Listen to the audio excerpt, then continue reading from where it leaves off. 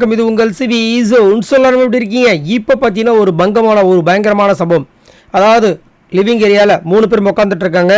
நீங்கள் இவ்வளோ நாள் கஷ்டப்பட்டது அந்த டிராஃபிக்காக தானே, அதை பார்க்கணும் ஆசைப்பட்றீங்களா அப்படின்னு பிக் பாஸ் கேட்க, அவங்களும் மண்டே ஆட்ட போய் ஆக்டிவிட்டி ஏரியாவுக்கு போங்க அப்படின்னு சொல்ல அங்கே போனால் ஒரே இருட்டு. அந்த ஃப்ளாரசன்ட் மாதிரி வந்துட்டு பட்டர்ஃப்ளை மாதிரி உள்ள ஆட்கள் இருக்காங்க. அப்படியே இந்த பக்கம் அந்த பக்கம் போகிறாங்க. கடைசியில் நடுவில் பார்த்தா ஒரு படிக்கட்டு மாதிரி வச்சுருக்காங்க. அதுலேருந்து பார்த்தீங்கன்னா ஜொங்கின்னு நம்மளுடைய அந்த ட்ராஃபி இந்த BB8 அந்த டைட்டில் அப்படியே மேலே வருது. 8 வடிவத்திலே வருது. ஆல்ரெடி மாதிரி கோப்பையை கொடுத்தாங்க பார்த்திங்கன்னா, அந்த மாதிரி மாதிரியே வந்துட்டு இப்போது அசல் நகல் மாதிரி வந்துட்டு சூப்பராக வந்து அசல் நகல் இல்லை அசல் அந்த கோப்பை இங்கே வந்திருக்கு. அதை பார்க்கும்போது ரொம்ப அழகாக இருக்குது. பட் இதுக்கு முன்னாடி கொடுத்தது ரொம்ப சின்னதாக இருந்த மாதிரி இருந்துச்சு. இன்னும் கொஞ்சம் பெருசாக போட்டிருக்கலாம், பெரிய 8 போட்டால் என்ன அப்படி மாதிரி இருந்துச்சு. பட் இருந்தாலும் ரொம்ப க்யூட்டாக அழகாக இருந்தது. ஸோ அந்த கோப்பை யாருக்கு கிடைக்க போகுது? நீங்கள் அந்த கோப்பை கிட்ட பேசுங்க.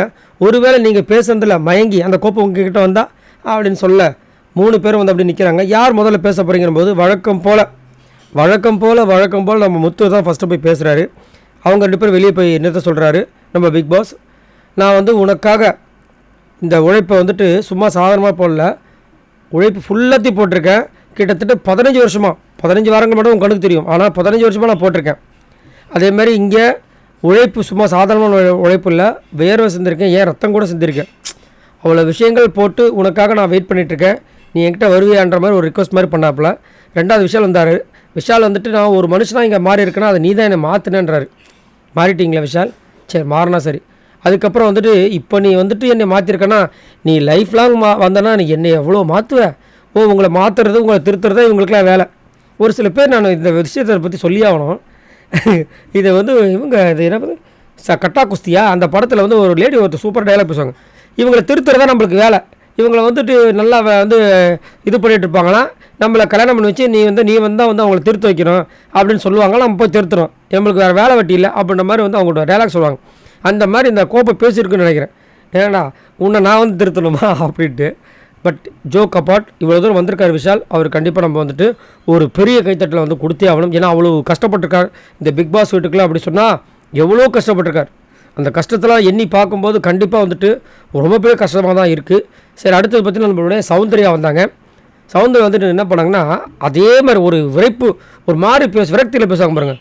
வீட்லேயே நான் அவ்வளோ தூரம் போராடி தான் இங்கே வந்திருக்கேன், இப்போ உங்ககிட்ட வேறு போராடுறோமா அப்படின்ற மாதிரி இருந்தாங்க. அப்புறம் வந்துட்டு நான் என்னத்தை சொல்ல உங்ககிட்டன்றாங்க. நான் விளையாண்டதை வந்து உனக்கு பிடிச்சிருந்தா என்கிட்ட வா, கொஞ்சம் பிடிக்கலனா கூட, அதாவது கொஞ்சம் பிடிக்கலனா கூட என்கிட்ட நீ வரவேணா, உனக்கு பிடிச்சா வா, இல்லைன்னா வேண்டாம், அவெல்லாம் முடிச்சிட்டாங்க. சரி எல்லாம் வெளியே போங்க அனுப்பிச்சி விட்டாப்புல. ஸோ இதுலேருந்தே வந்து மனசார இந்த கப்பை வந்துட்டு யார் கையில் இருந்தால் சூப்பராக இருக்குன்றது நம்மளுக்கு கிளியராக தெரியுது. அவங்க கைக்கு தான் போகவும் செஞ்சுருக்கு.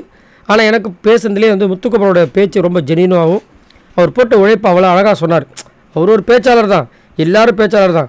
அடையாளப்படுத்திக்கிட்டவங்க பேச்சாளராக தெரியுறாங்க, அடையாளப்படுத்தாதமாக இருக்கிறவங்க பேச்சாளராக தெரியல. ஆனால் உள்ளுக்குள்ளே இருக்கிற விஷயங்கள் எல்லாமே நல்லா தான் இருக்கும்.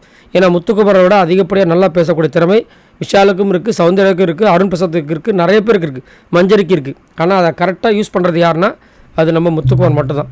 சரி, உங்களோட கருத்துக்களை சொல்லுங்கள் பாய் நண்பர்களே.